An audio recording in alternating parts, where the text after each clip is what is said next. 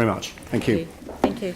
Okay, now we move to item 27, process to consider the annual living wage adjustments to council employees. So we've got Prue to the table to answer any questions.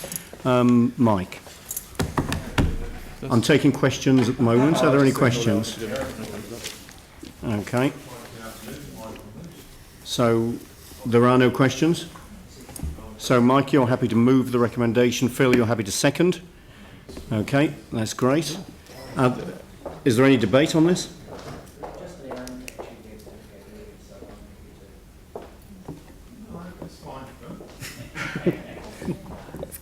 Okay, we've got it moved and second. That's the important thing. Does anybody want to speak to it?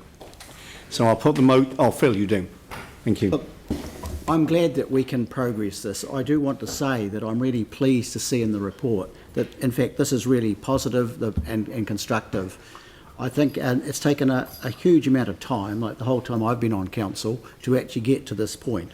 But I think overall we're doing a lot better than we were previously. It's never straightforward for everybody, but we're almost there for all of our council. The obvious part too, of course, is that we've still got a lot of work to do with our CCOs and their staff. I think none of us will forget earlier on, it was in our last term of council, I think, when we had the deputation from the woman who was a cleaner at the airport and her struggles with her family. So, and like today, it's been really clear what's come through from submissions from people in the East, how important well-being is for all of us, and including people who are on a very low or minimum wage. And I'm also pleased to see the possibility of the minimum wage catching up with the living wage. I think that would be good. I realise that's a big step. So I'm very happy to support this and very pleased that we have arrived at this report, even though we've still got a long way to go. Thank you. Glenn. Thank you. Absolutely support. It's one of those basic necessaries and necessities of life, which I hope we will never question as something that we even have to consult on.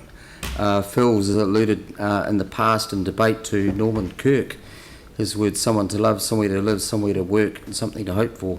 So this is all part of all that, and we need to ensure that our own staff and through our companies have that opportunity just to have a reasonable standard of living. Okay, so I'll put the motion.